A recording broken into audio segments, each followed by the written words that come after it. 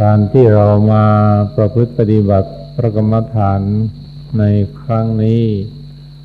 เราได้ผลมากน้อยแค่ไหนเพียงไรขอให้ท่านทั้งหลายได้ตัดสินใจเอาเองคือกิเลสนั้นถ้าว่ากล่าวโดยพระอภิธรรมจะมีอยู่12ตัวคือโลภะ8ตัวโทสะ2ตัวแล้วก็โมหะอีก2ตัวโลภะ8ตัวนั้นแยกเป็นความโลภที่ประกอบไปด้วยมิจฉาทิฏฐิจะ4ตัวแล้วก็เป็นความโลภที่ไม่ประกอบไปด้วยมิจฉาทิฏฐิอีก4ตัวรวมเป็น8ตัวสำหรับความโกรธแยกเป็น2ตัวคือตัวที่1เป็นความโกรธที่เกิดขึ้นโดยลำพังคือเป็นสังขาริกไม่มีเครื่องกระตุ้น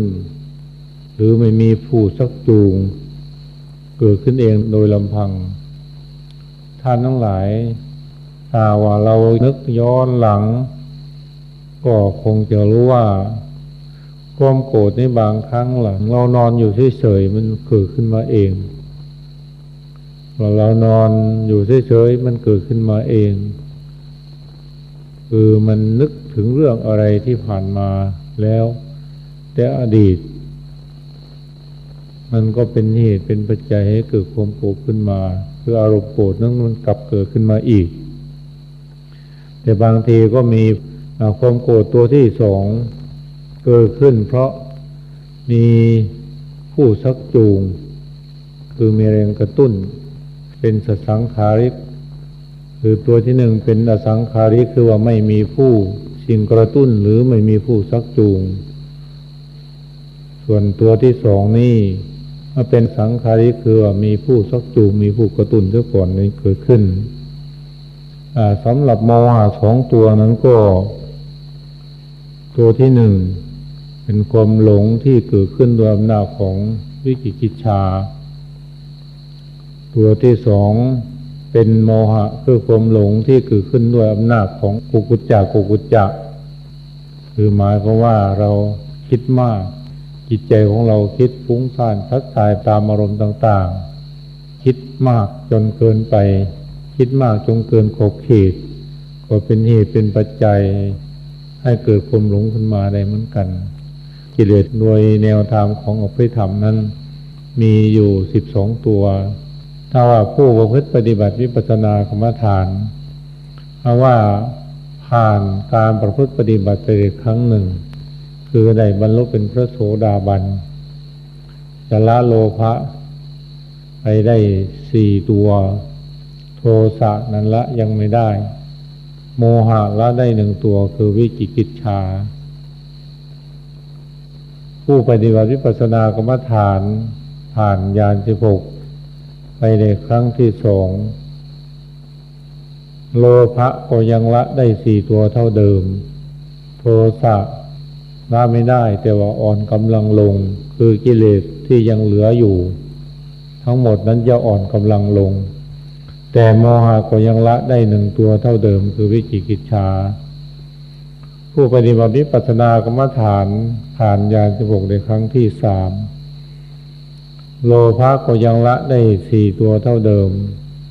ส่วนโทสะละได้หมดทั้ง2ตัวสำหรับโมหะก็ยังละได้1ตัวเท่าเดิมคือวิจิกิจฉาผู้ปฏิบัติวิปัสสนากรรมฐานผ่านญาณ16ในครั้งที่4จึงจะละโลภะได้หมดทั้ง8ตัวคือโลภะที่ละไปแล้ว4ตัวยังอีก4ตัวก็จะละให้หมดไปจากขันธสันดานสำหรับโมหะก็จึงจะได้ละได้ครบทั้ง2ตัวคือเมื่อก่อนนั้นละโมหะที่เกิดขึ้นด้วยอำนาจของวิจิกิจฉาเมื่อปฏิบัติวิปัสสนากรรมฐานผ่านญาณ16ครั้งที่4แล้วจึงจะละโมหะที่เกิดขึ้นด้วยอำนาจของอุทธัจจะมีแนวทางพระพิธรรมโดยเข้าสำหรับกิเลส10นั้นจะไม่พูดถึงจะพูดเฉพาะเรื่องสังโยชน์10 กิเลส10นั้นได้เคยได้บรรยายมาแล้วครั้งสำหรับทั้งโยชน์10นั้นกล่าวโดยพระสูตรคือมีในพระสูตรสังโยชน์แปลว่าเครื่องผูกถ้าเป็นคุณบทของบุคคลก็เรียกว่าเป็นเครื่องผูกบุคคลไว้ถ้าเป็นบุคคลบทของสัตว์ก็เรียกว่าเป็นเครื่องผูกสัตว์ไว้ในภพคือหมายความว่าสรรพสัตว์ทั้งหลายที่เกิดขึ้นมาในกามภพก็ดีในรูปภพก็ดีอรูปภพก็ดีที่ยังคล้องอยู่ในภพไม่สามารถที่จะออกจากภพจากภูมิที่ตนเกิดแล้วก็เพราะว่ามีสังโยชน์นี้เป็นเครื่องผูกไว้ไปได้ยากออกได้ยากสลัดออกได้ยากเราคิดง่ายๆผู้ที่ไปเกิดเป็นสัตว์เดรัจฉานสัตว์เดรัจฉานบางพวกก็อยากเกิดเป็นสัตว์เดรัจฉานแล้วก็คิดว่าเป็นสัตว์เดรัจฉานแล้วก็มีความสุขพอทีแล้วก็อยากเป็นสัตว์เดรัจฉานอยู่อย่างนั้นตลอดไปไม่อยากออกจากกำเนิดของสัตว์เดรัจฉาน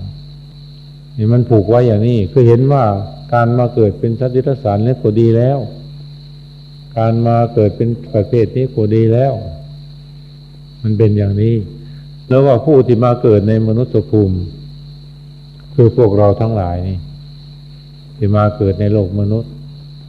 เมื่อเกิดในโลกมนุษย์ได้บำรุงบำเรอด้วยกามคุณก็เห็นว่าการอยู่ในโลกมนุษย์นั้นมีความสุขแล้วยิ่งผู้มีอันจะอยู่จะกินเป็นกระดุมพีเป็นเศรษฐีเป็นมหาเศรษฐีเป็นอภิมหาเศรษฐีเป็นพระราชามหาราชาเป็นพระเจ้าจักรพรรดิก็เห็นว่าการที่เรามาเกิดอยู่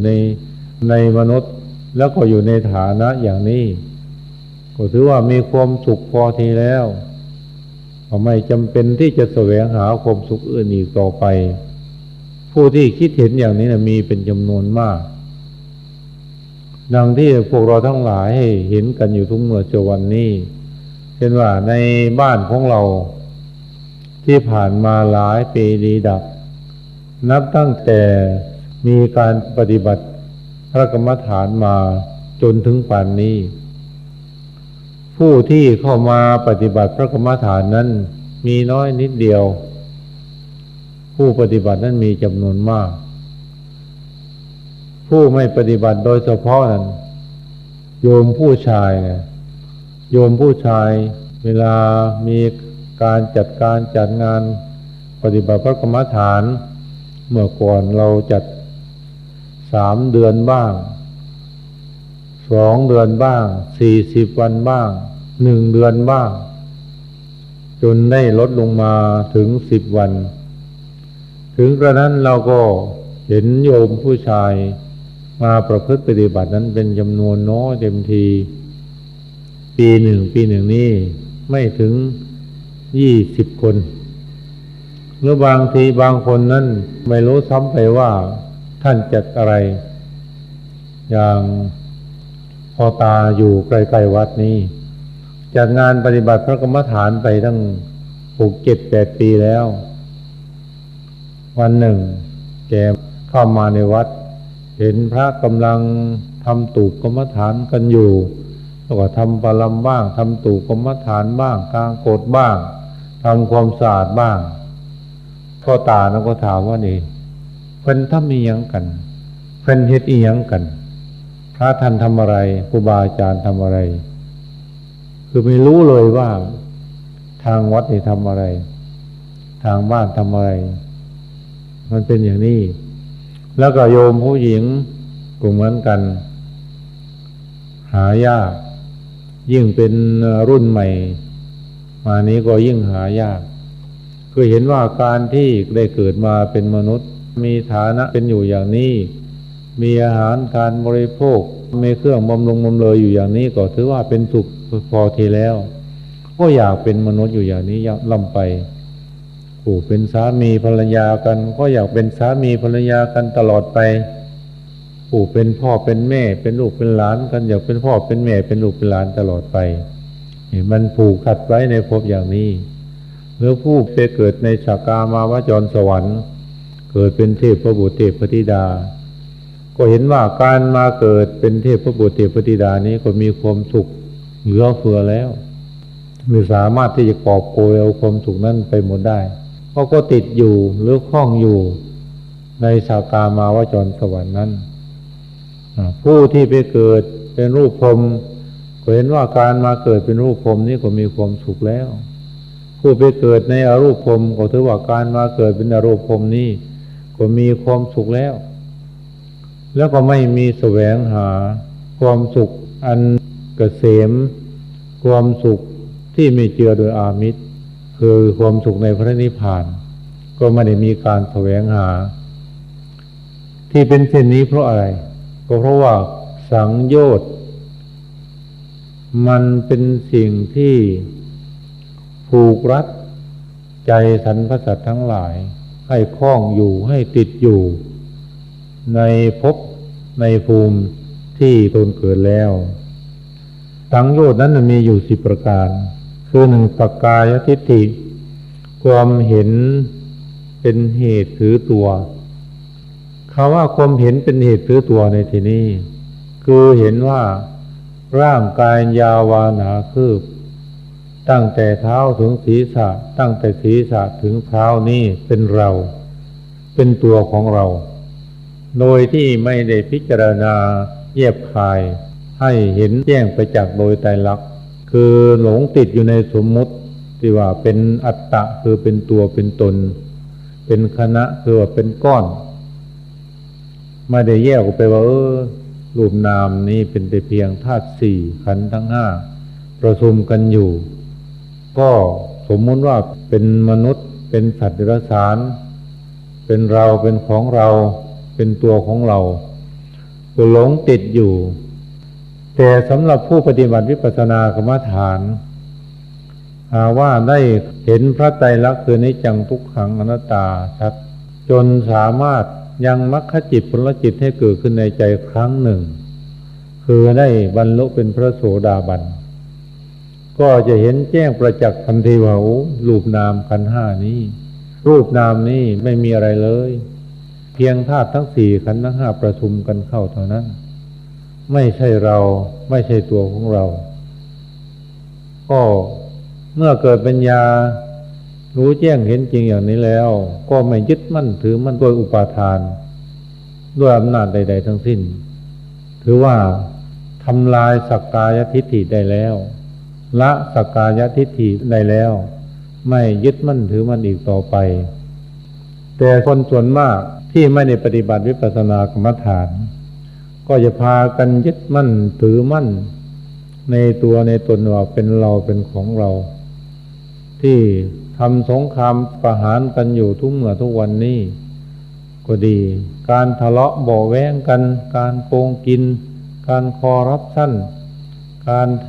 ทำลายกันประหัตประหารกันอยู่ทุกเมื่อเชื่อวันนี้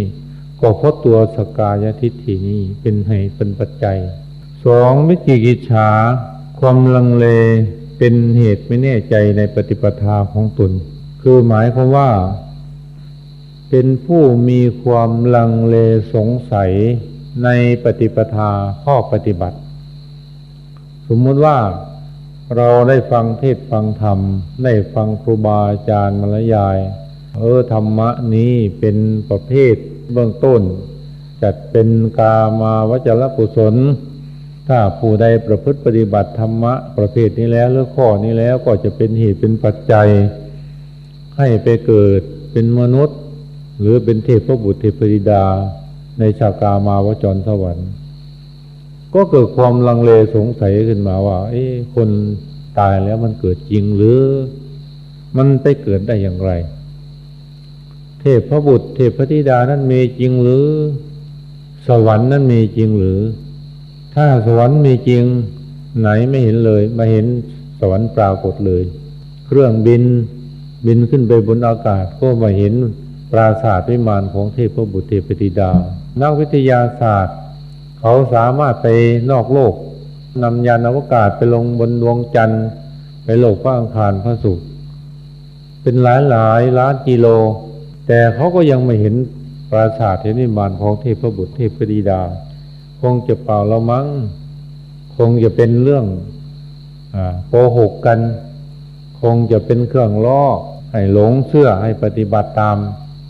ก็เกิดความลังเลสงสัยขึ้นมาในเรื่องการเกิดในเรื่องวิญญาณในเรื่องภพนี้ภพหน้าก็เกิดความสงสัยขึ้นมาตลอดถึงสงสัยในเรื่องพระพุทธเจ้าพระธรรมพระสงฆ์ว่าพระพุทธเจ้าน่ะมีจริงหรือ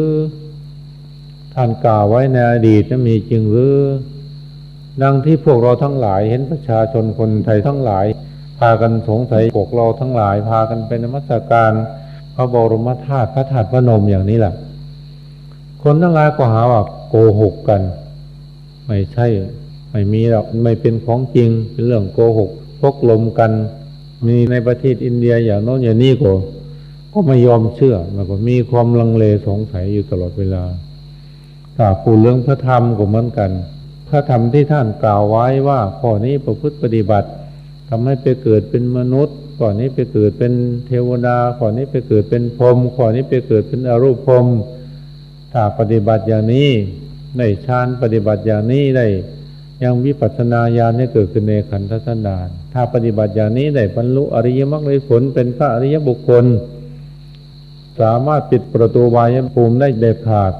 ตายแล้วก็จะไม่จมไปสู่อบายภูมิมีพระนิพพานเป็นที่ได้เป็นที่ถึงมีพระนิพพานเป็นที่ไป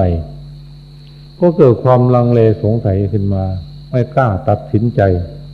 สำหรับเรื่องพระสงฆ์ก็เหมือนกันว่าพระอริยสงฆ์นี่มีจริงหรือสมัยนี้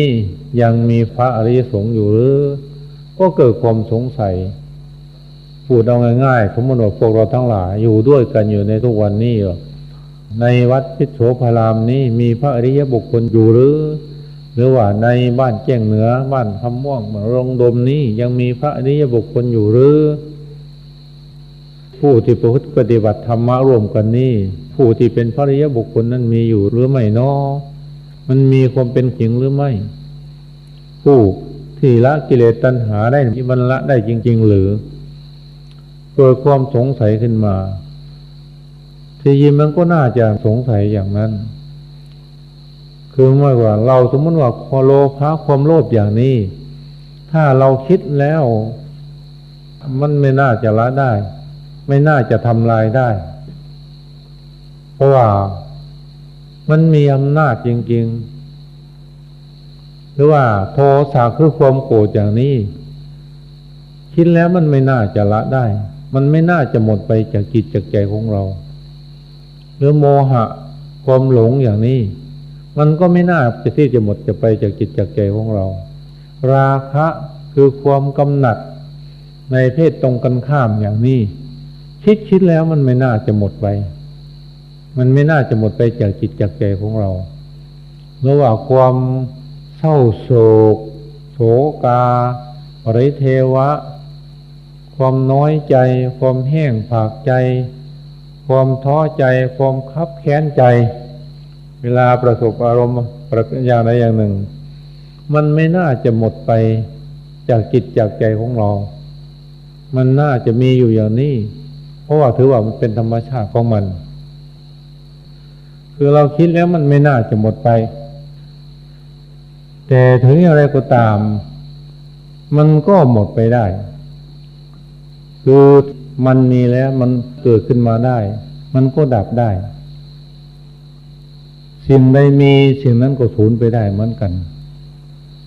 มีร้อนก็ต้องมีเย็นมีชั่วก็ต้องมีดีมีบาปก็ต้องมีบุญมีโลกิยะก็ต้องมีโลกุตระมันเป็นของคู่กันอย่างนี้แต่สำหรับผู้มีวิจิกิจฉานั้นก็จะเป็นผู้มีความลังเลสงสัยไม่แน่ในข้อวัดปฏิบัติของตนอยู่ตลอดเวลาพูดธรรมะมาข้อใดก็มีความเครือบแคลงสงสัยอยู่ตลอดไปไม่กล้าตัดสินใจได้นี่เป็นตัววิจิกิจฉาแต่สำหรับท่านผู้ปฏิบัติวิปัสสนากรรมฐานผ่านโสดาปัตติมรรคญาณไปแล้วคือยังอริยมรรคให้เกิดขึ้นในขันธสันดานครั้งหนึ่งในบรรลุเป็นพระโสดาบันแล้วก็จะหมดความเครือบแคลงสงสัยในเรื่องพระพุทธเจ้าพระธรรมพระสงฆ์หมดความเครือบแคลงสงสัยใน ปฏิปทาคือข้อปฏิบัติของตนทันที 2. ศีลพัตตปรมาสความเชื่อถือศักดิ์สิทธิ์ด้วยเข้าใจว่ามีได้ด้วยศีลหรือพจน์อย่างนั้นอย่างนี้เห็นว่าพวกเราทั้งหลายจะเห็นในตำรับตำราหรือไปเห็นสถานที่ต่างๆเขามีการบูชายันบูชาภูมิเจ้าที่ตั้งสันศาลพระภูมิไว้ในบริเวณบ้านของตนในเรือนของตนกราบไหว้ภูเขาแม่น้ำลำธารตลอดถึงการทรงเจ้าเข้าผีเป็นต้นโดยเข้าใจว่าการประพฤติปฏิบัติเช่นนั้นทำให้พ้นทุกข์ได้รับความสุขทำให้ไปเกิดในสุคติโลกมนุษย์สวรรค์หรือบางทีก็บำเพ็ญตบะเป็นว่าถือการกินผลไม้เป็นวัดไม่ยอมรับประทานอาหารอย่างอื่นไม่ยอมรับประทานพวกปลาพวกเนื้อมีแต่ฉันผักฉันผลไม้บางทีก็ปฏิบัติเหมือนโคคือเดินเหมือนโคนอนเหมือนโคกินเหมือนโคเวลากินก็ไม่เอามือจับเอาปากคาบเอาเลยคือโคมันกินอย่างใดก็กินอย่างนั้นเหมือนโคทุกอย่างบางทีก็ปฏิบัติเหมือนแพะเหมือนแกะเหมือนลาบางทีก็ปฏิบัติเหมือนสุนัขในบางทีก็ปฏิบัติเหมือนแมวคือสุนัขมันเป็นอย่างไรเวลามันจะนอนมันเป็นอย่างไรแล้วก็เวลานอนมันนอนอย่างไรแล้วเวลากินมันกินอย่างไรแมวก็เหมือนกันเวลามันเดินอย่างไรเวลามันจะนอนมันทำอย่างไรเวลามันกินอย่างไรก็ปฏิบัติเหมือนอย่างนั้นบางทีก็ถือการนั่งตากแดดเป็นวัดบางทีก็ถือการยืนตากแดดเป็นวัดคือหมายว่าจะนั่งตากแดดอยู่นั้นทั้งวันก็จะนั่งตากแดดอยู่อย่างนั้นบางทีก็ถือการเดินบนขวกบนหนามหรือการนั่งกันนอนบนขวกบนหนามเป็นวัด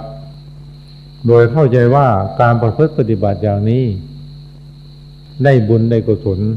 หากจุติแล้วก็จะไปบังเกิดในสุคติภพบางพวกก็ทำตนให้มุ่นพัวพันอยู่ในกามเรียกว่ากามสุขันลุกานุโยคบางพวกก็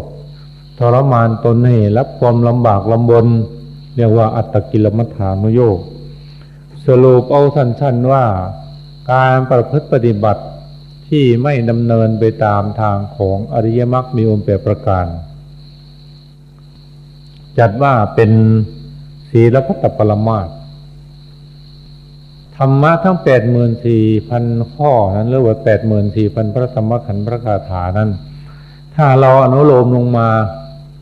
มันจะได้กันถ้าเป็นธรรมที่จะทำให้พ้นทุกข์เป็นธรรมที่ไม่ขัดต่อหลักศีลธรรมมณีงามของพระศาสนาแล้วจะไม่ขัดกับหลักของอริยมรรคมีองค์8ประการหรือจะไม่ขัดกับกฎบัตรของพระศาสนาคืออริยสัจสี่คืออริยมรรค8ประการนั้นเมื่อย่อลงมาแล้วมันก็มีศีลสมาธิปัญญาธรรมะทั้ง 84,000 ข้อนั้นเมื่อย่อลงมาก็มี3ประการเท่านั้นคือ1เป็นศีล2เป็นสมาธิ3เป็นปัญญาเมื่อเรากล่าวมาอย่างนี้ก็พอจะได้ชี้เห็นว่าข้อปฏิบัติใดๆที่ขัดกับหลักของศีลขัดกับหลักของสมาธิขัดกับหลักปัญญาหากว่าขัดต่อหลักทั้ง3ประการนี้ธรรมะนั้นหรือข้อปฏิบัตินั้นถือว่าเป็นศีลพัตตปรมาสขอให้เข้าใจง่ายๆอย่างนี้ถ้าว่าเราพูดไปอย่างหนึ่งก็ทำเข้าใจยากสรุปเอาสั้นๆว่าข้อปฏิบัติข้อใดถ้าขัดกับศีลสมาธิปัญญาแล้วข้อปฏิบัตินั้นจัดเป็นศีลพัตตปรมาสเป็นธรรมเป็นสิ่งที่ผูกสัตว์ไว้ในภพไม่สามารถที่ออกจากภพจากชาติได้ศีลพัตตปรมาสนี้เมื่อผู้ใดเจริญวิปัสสนากรรมฐานผ่านญาณ16ไปแล้ว ก็จะรู้จะเข้าใจทันทีการประพฤติปฏิบัติอย่างนี้ไม่ถูกการประพฤติปฏิบัติอย่างนี้จึงถูกจะละศีลพัตตปรมาสได้ทันทีไม่ยึดมั่นถือมั่นในข้อวัดปฏิบัติใดๆทั้งสิ้นที่ขัดต่อหลักอริยมรรคมีองค์8ประการหรือว่าขัดกับศีลสมาธิปัญญาสี่กามราคะความกำหนัดด้วยอำนาจกิเลสกามคือมีความกำหนัดในรูปในเสียงในกลิ่นในรสในสัมผัสทั้งที่เป็นสภาคารมทั้งที่เป็นวิสภาคารมคือหมายความว่าความกำหนัดในที่นี้ถ้าว่าพูดถึงบุคคลก็หมายความมีความกำหนัดทั้งที่เป็นเพศเดียวกันด้วยทั้งที่ต่างเพศด้วยไม่ใช่ว่าจะกำหนัดเฉพาะเพศที่ตรงกันข้ามเท่านั้นก็หาไม่ได้คือมีความใคร่ความพอใจความชอบใจความติดใจในรูปในเสียงในกลิ่นในรสในสัมผัสทั้งที่เป็นสภาคารมและวิสภาคารมแต่ถ้าว่าผู้ใดประพฤติปฏิบัติพระวิปัสสนากรรมฐานผ่านญาณ16ไปได้ครั้งที่3คือสามารถยังอนาคายมรรคให้เกิดขึ้นในขันธสันดานก็สามารถที่จะทำลายกามราคะนี้ให้หมดไปจากขันธสันดานแม้ว่าผู้นั้นบวชอยู่ในพระพุทธศาสนาก็สามารถที่จะบวชอยู่ได้ตลอดชีวิตหรือหากว่าผู้ที่อยู่ครองฆราวาสก็จะออกบวชหากว่าไม่ออกบวชก็จะไม่มีการบริโภคกามหากมีสามีภรรยาก็ต่างคนต่างอยู่เหมือนกันกับพี่กับน้องคือจะไม่มีการร่วมสังวาสกันจะไม่มีการบริโภคกามคือเมื่อตัดขาดจากกามแล้วหากจุติเมื่อจุติแล้วก็จะไม่มาสู่กามภพอีกคือจะไม่มาเกิดในมนุษย์ภูมิจะไม่ไปเกิดในเทวภูมิถ้าชาตินี้ถือว่าชาติสุดท้ายของพระอนาคามีเมื่อจุติแล้วก็จะไปเกิดในพรหมโลกในสุทธวาสพรหมชั้นใดชั้นหนึ่งแล้วก็บำเพ็ญวิปัสสนากรรมฐานได้บรรลุเป็นพระอรหันต์แล้วก็ปรินิพพานหากผู้ใดมีความมั่นใจว่าเราพ้นแล้วจากกามไม่ข้องเกี่ยวในกามแล้วในภพนี้ชาตินี้ไม่คิดจะมีลูกมีเมียไม่คิดว่าจะมีลูกมีผัวต่อไปอีกแล้วก็เป็นอันว่าเราประพฤติปฏิบัติสามารถยังอนาคัยมรรคอนาคัยผลที่เกิดขึ้นในขันธสันดานเป็นพระอริยบุคคลขั้นที่3แล้ว5ปฏิฆะความกระทบกระทั่งแห่งจิตได้แก่ความหงุดหงิดด้วยอำนาจของโทสะอันนี้ก็เป็นตัวโทสะนั่นเองคือหมายความว่าเมื่อผู้ประพฤติปฏิบัติพระกรรมฐานจนสามารถมรรคญาณผลญาณให้เกิดขึ้นในขันธสันดานครั้งที่3แล้วปฏิฆะคือความกระทบกระทั่งแห่งจิตหรือว่าความหงุดหงิดในเมื่อกระทบกับรูปกับเสียงกับกลิ่นกับรสกับสัมผัสใดๆนั้นก็จะไม่มีรูปเสียงกลิ่นรสสัมผัสใดๆที่เกิดขึ้นมาจะเป็นอิทธารมณ์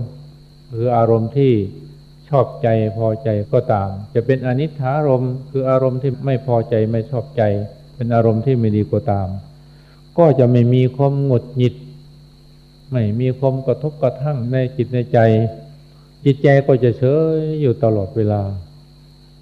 พูดง่ายๆว่าไม่โกรธพูดเป็นภาษาพูดสั้นๆว่าคือจะไม่โกรธมันจะเรื่องดีๆเกิดขึ้นมาก็เฉยๆเรื่องไม่ดีเกิดมาก็เฉยๆเหมือนกับคนไม่มีหัวใจเหมือนกับคนใจจืดใจจางหรือบางทีเหมือนกับคนใบ้บางทีเหมือนกับคนบ้าไม่รู้จักดีใจไม่รู้จักเสียใจเขาได้ทองเป็นแท่งเป็นแท่งก็เฉยๆเขาได้เงินเป็น10 ล้านบาทหรือเป็นพันล้านบาทก็เฉยๆ ขึ้นไปธนาคารเห็นเงินเขากองเพื่อเนินเทินตั้งก็เฉยๆเหมือนกระดาษธรรมดาคือความดีใจความเสียใจนี่จะไม่มีใครจะมายั่วมายุอย่างไรก็ตามก็จะรู้สึกเฉยๆอยู่ตลอดเวลาอันนี้ถ้าปฏิบัติได้อย่างนี้ก็แสดงว่าท่านคนนั้นประพฤติปฏิบัติถึงยังสามารถยังมรรคญาณผลญาณให้เกิดขึ้นในขันธสันดานถึง3 ครั้งแล้วได้บรรลุเป็นพระอนาคามีแล้วข้อนี้เราเป็นสิ่งที่สำคัญท่านทั้งหลายเวลาประพฤติปฏิบัติมาถึงนี้ละส่วนมากนักปฏิบัติเข้าใจว่าตนได้บรรลุเป็นพระอรหันต์แล้วได้สำเร็จเป็นพระอรหันต์แล้วเพราะว่าสภาวะจิตใจของพระอนาคามีกับพระอรหันต์นั้นมันคล้ายกันมันคล้ายคลึงกันจริงๆได้บรรลุพระอนาคามีแล้วก็คล้ายเข้าได้บรรลุเป็นพระอรหันต์เมื่อได้บรรลุเป็นพระอรหันต์แล้วก็คล้ายๆกับว่าไม่มีอะไรเกิดขึ้นคล้ายๆกับว่าไม่ได้บรรลุคล้ายๆกับว่าไม่ได้ทำลายกิเลสตัณหาอะไรให้หมดไปเลยคือใจมันเฉยไปตั้งแต่เราผ่านอนาคายมรรคขั้นที่3แล้วเมื่อไปถึงอรหัตมรรคก็มันรู้สึกเฉยๆก็กิเลสที่ยังเหลืออยู่มันก็เบาบางลงไปเป็นนั้นมากสังโยชน์5 ข้อบางต่ำนี้เป็นโอรัมภะอภาคิยสังโยชน์คือเป็นสังโยชน์อย่างต่ำหรือว่าอย่างหยาบ6รูปราคะคือความใคร่ความพอใจความติดใจอยู่ในรูปธรรมเช่นชอบใจในบุคคลบางคนหรือวัสดุบางสิ่งหรือในวัสดุหรือวัตถุอันเป็นอารมณ์แห่งรูปฌานมันแปลกนะท่านทั้งหลายแต่ว่าความรักในเพศเดียวกันอย่างนี้มันเป็นความรักซุ่มซ่ำเหลือเกินจนไม่หาอะไรจะเปรียบเทียบได้เราจะเปรียบเอาอะไรมาเปรียบมันไม่รู้อะไรมาเปรียบมาเทียบคือเราสมมุติว่าเราเป็นพระอย่างนี้ไปรักเนรอย่างนี้เป็นรักษามณีก็เป็นความรักที่ซุ่มซ่ำในจิตในใจไม่เคลือบแคลงด้วยกิเลสตัณหาอะไรทั้งนั้นไปรักไปชอบเพศที่ตรงกันข้ามอย่างนี้แต่ว่าเราเป็นผู้ชายไปชอบเพศผู้หญิงอย่างนี้ความชอบนั้นก็เลยว่าเป็นไปโดยธรรมเป็นความชอบที่ไม่เจือด้วยกิเลสตัณหาเกิดในจิตในใจนะคล้ายๆว่าความชอบนั้นไม่มีเจือด้วยกิเลสตัณหาอะไรทั้งสิ้นนี่มันเป็นอำนาจของอริยมรรคก่อนนี้จะเป็นอย่างนั้นเป็นอย่างนี้คือสโลบีอย่างหนึ่งครั้งหนึ่งว่ารูปราคะนี่คือหมายว่าจิตใจของผู้ปฏิบัตินั้นยังจะมีความพอใจชอบใจมีความติดใจมีความใคร่อยู่ในรูปธรรมเช่นเราชอบใจในบุคคลบางคนหรือชอบใจในพัสดุบางสิ่งบางประการหรือชอบใจในวัตถุอันเป็นที่ตั้งแห่งรูปฌานเช่นว่าเราเจริญสมถกรรมฐานเอากสิณ 10มาบริกรรมอย่างนี้พอดีได้อุคหานิมิตได้ปฏิภาคานิมิตขึ้นมาก็มีความชอบใจพอใจในปฏิภาคานิมิตนั้นเช่นว่าเราเอาดินมาเป็นอารมณ์อย่างนี้พอดีปฏิภาคานิมิตเกิดขึ้นมาจะเห็นดินนั้นเหมือนแก้วมณีสวยสดงดงามเมื่อก่อนมันเป็นดินธรรมดาเมื่อมันเกิดปฏิภาคานิมิตขึ้นมาแล้วจะเห็นดินนั้นมีแสงเหมือนกับพระอาทิตย์แรกอุทัยเห็นดินนั้นเหมือนแก้วมณีก็จะมีความพอใจชอบใจในสีนั้นหรือในแสงนั้นที่เกิดขึ้นกรรมฐานอื่นๆก็ตามเมื่อปฏิภาคานิมิตเกิดขึ้นมาแล้วปฏิภาคานิมิตนั้นจะแปลสภาพเป็นของที่สวยสดงดงามเหมือนกับของมีค่าหรือวัตถุเป็นล้ำค่าผู้ปฏิบัติที่ยังละไม่ได้ก็จะมีความพอใจชอบใจมีความติดใจและมีความใคร่ในรูปนั้น7อรูปราคะความติดใจอยู่ในอรูปธรรมเช่นว่าพอใจในความสุขที่เกิดขึ้นนั่งพระกรรมฐานไปเกิดความสุขขึ้นมาเกิดความสุขกายขึ้นมาก็ดีเกิดความสุขใจขึ้นมาก็ดีก็พอใจบางทีมีสัญญาคือความจำได้ของต่างๆที่ล่วงมาตั้ง10 ปี20 ปี30 ปีก็จำได้หรือว่าเราท่องหนังสืออ่านหนังสือหรือว่าเราฟังเทศน์ฟังธรรม ไม่น่าจะจำได้อย่างนี้ก็จำได้โดยฉับพลันจำได้เนื้อหาสาระได้มากสิ่งอะไรที่ผ่านมาโน้นเมื่ออายุของเรา3 ปีเราก็ยังจำได้มันเกิดขึ้นมาในจิตในใจก็เลยติดอยู่ในสัญญานั้นหรือบางทีเรามีความรู้ความฉลาดก็ติดอยู่ในความรู้ความฉลาดความสามารถของเราเดี๋ยวว่าติดอยู่ใน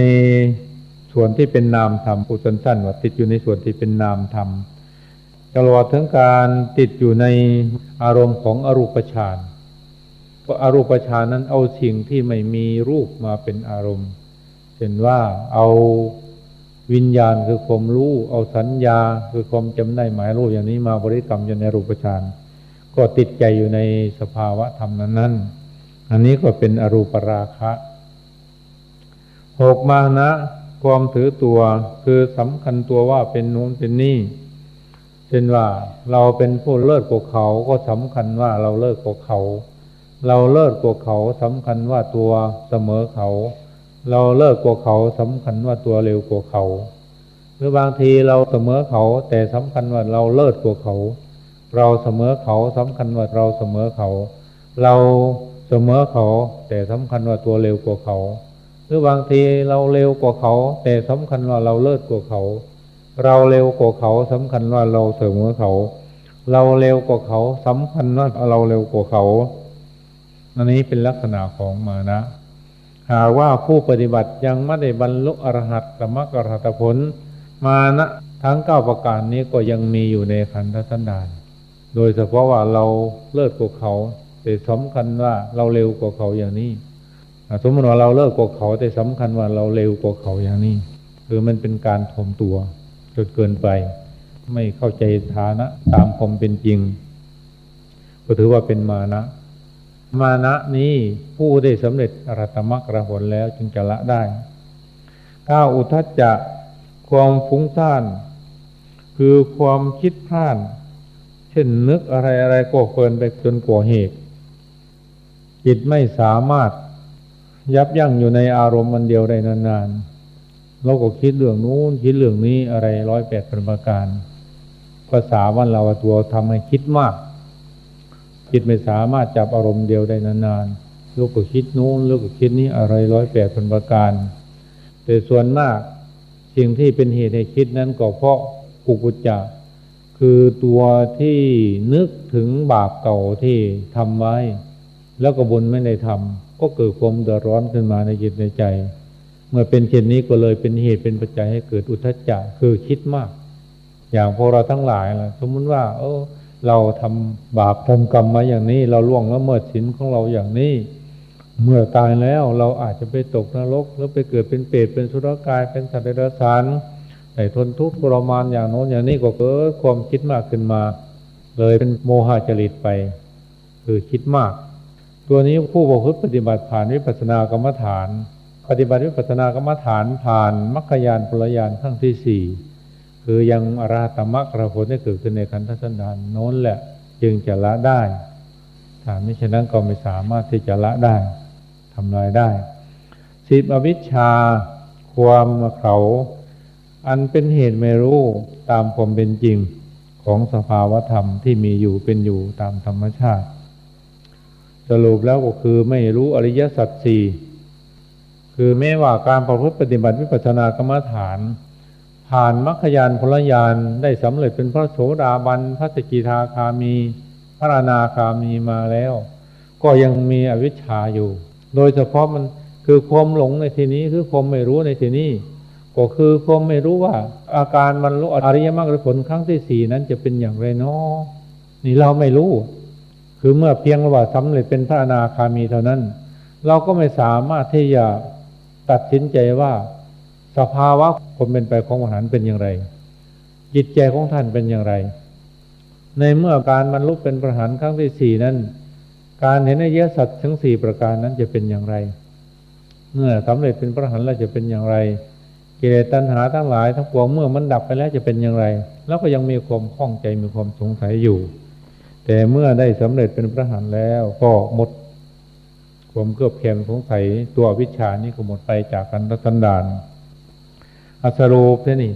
ผู้ปฏิบัติวิปัสสนากรรมฐานผ่าน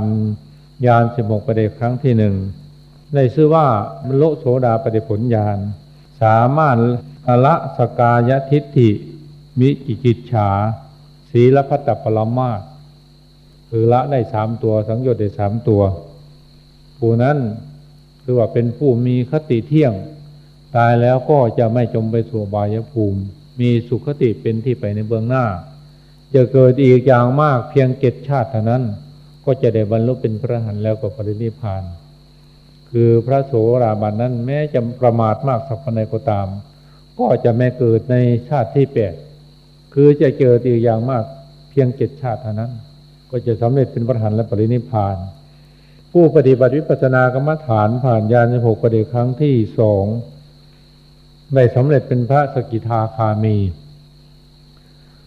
ผู้ที่สำเร็จเป็นพระสกิทาคามีแล้วไม่สามารถที่จะละสังโยชน์ที่เหลืออยู่ให้หมดไปได้ทำให้สังโยชน์เหล่านั้นที่ยังเหลืออยู่นั้นให้เบาบางลงไปคือไม่สามารถละสังโยชน์ตัวใดตัวหนึ่งได้เป็นแต่เพียงว่าทำให้เบาบางลงไปแต่พระสกิทาคามีนี้แม้ว่าท่านไม่สามารถจะละสังโยชน์ตัวใดตัวหนึ่งได้ก็ตามเพียงแต่ท่านทำให้เบาบางลงก็สามารถทำลายภพชาตินั้นให้น้อยลงไปคือหมายความว่าผู้ที่เป็นพระสกิทาคามีนี้จะมาสู่ภพสู่ภูมิอีกเพียงชาติเดียวเท่านั้นคือจะเกิดอีกเพียงชาติเดียวก็จะได้บรรลุเป็นพระอรหันต์แล้วก็ปรินิพพานคามีเราแปลว่าบ้าน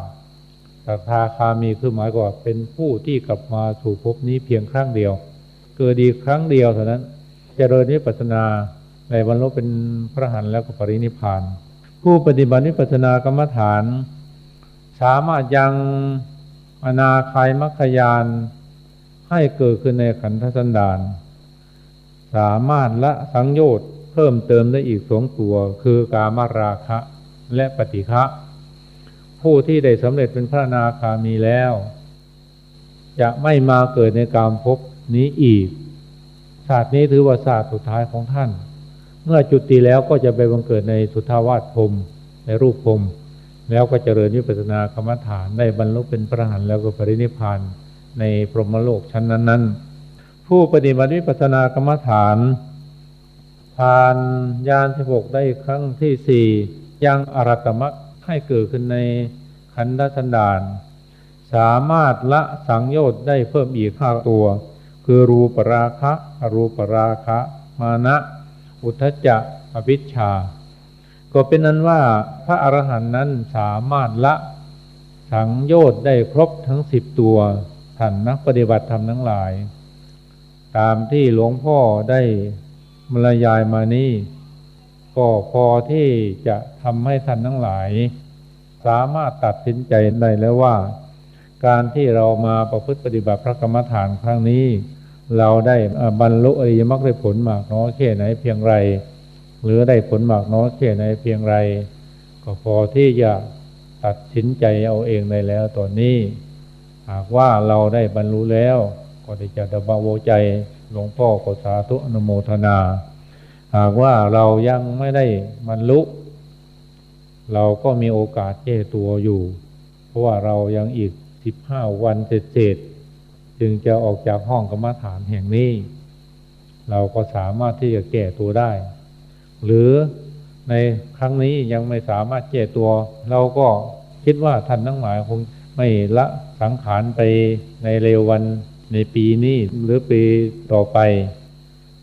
พวกเราทั้งหลายคงจะอยู่ในโลกนี้อีกหลายปีอยู่เราก็มีโอกาสที่จะแก้ตัวได้ก็ขอให้ท่านทั้งหลายได้นำข้อวัดปฏิบัติที่ได้ศึกษาที่ได้ประพฤติปฏิบัติมาไปดำเนินในปฏิปทาให้ถูกต้องประพฤติปฏิบัติต่อไปจนกว่าจะสามารถยังอริยมรรคผลให้เกิดขึ้นในขันธสันดานของตนเผื่อว่าจะไม่ได้เวียนว่ายตายเกิดอยู่ในมหานพภพสงสารอีกยาวนานต่อไปหรือว่าหากมีการเวียนว่ายตายเกิดอยู่ในวัฏสงสารอยู่เราก็จะไม่ได้ไปสู่อบายภูมิคือนรกเปรตอสุรกายสัตว์เดรัจฉานจะมีสุคติเป็นที่ได้เป็นที่ถึงจนกว่าเราจะถึงฝั่งคือพระอมตะมหานิพพาน เอาละท่านนักปฏิบัติธรรมทั้งหลายเท่าที่หลวงพ่อได้บรรยายธรรมะเรื่องสังโยชน์10ประการมาก็เห็นว่าพอสมควรแก่เวลาท้ายที่สุดนี้ขออานุภาพคุณพระพุทธเจ้าพระธรรมสงฆ์บารมีธรรมที่ท่านทั้งหลายได้สร้างสมอบรมมาพร้อมทั้งอำนาจบารมีธรรมที่หลวงพ่อได้สร้างสมอบรมมาตั้งแต่ปุเรกชาติจนถึงปัจจุบันชาติขอจงได้เป็นตบะเดชะเป็นพลวปัจจัยให้ท่านทั้งหลายได้บรรลุสมาธิสมาบัติวิชชาปฏิสัมภิทาปัญญาอริยมรรคผลถึงฝั่งคือพระอมตะมหาฤพานด้วยกันจงทุกท่านเทอญอหังสุขิโตโหมิขอให้ข้าพเจ้าจงถึงสุขนิราชทุกข์ไม่มีเวรไม่มีภัยไม่มีความเบียดเบียนไม่มีความเดือดร้อนไม่มีความลำบากมีความสุขรักษาตนอยู่เถิดสัพเพสัตตาสัตว์ทั้งหลายทั้งปวงจงเป็นผู้ไม่มีเวรไม่มีภัยไม่มีความเบียดเบียนไม่มีความเดือดร้อนไม่มีความลำบากมีความสุขรักษาตนอยู่เถิดข้าพเจ้าขออุทิศส่วนบุญส่วนกุศลที่ได้บำเพ็ญมาแล้วนี้ให้แก่บิดามารดาครูประชาจารย์ญาติสนิทมิตรสหายตลอดท่านผู้มีอุปการะคุณทั้งหลายเจ้ากรรมนายเวรมนุษย์อมนุษย์อบายศาสตร์เทวดามารพรหมพญายมราชและนายนิรยบาลทั้งหลายถ้าตกทุกข์ขอให้พ้นจากทุกข์ถ้ามีความสุขขอให้มีความสุขยิ่งขึ้นไปด้วยบุญกุศลที่ข้าพเจ้าได้บำเพ็ญมาแล้วนี้มีการให้ทานรักษาศีลเจริญภาวนาเป็นต้นขอจงได้เป็นพลวปัจจัยเป็นอุปนิสัยตามส่งให้เกิดปัญญาญาณได้บรรลุมรรคผลนิพพานทั้งในชาตินี้และชาติหน้าตลอดชาติอย่างยิ่งจนถึงความพ้นทุกข์คือพระนิพพานเทอญ